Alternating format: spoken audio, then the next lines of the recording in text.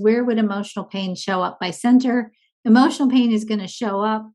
This is a tricky one. So I have to kind of break this one down a bit, because without going into too much detail, because this is a whole nother class by itself, we have a really big misunderstanding of emotional energy.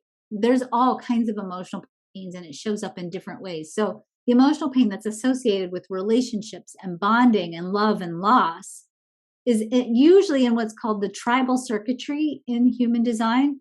It affects the G, it affects the heart center, it affects our sacral center, our centers for caring, it affects our sense of timing. So there's that piece. And the other piece that I would say is that emotional pain itself shows up in the emotional solar plexus. And that emotional pain can oftentimes come from misunderstanding the way in which our emotional solar plexus is configured. So if you have a defined solar plexus, you might not be in tune with how your emotional energy fluctuates, which is normal if it's defined. And if you have an open emotional solar plexus, you may be experiencing other people's emotional pains. You might be an emotional empath. So really understanding your chart helps a lot.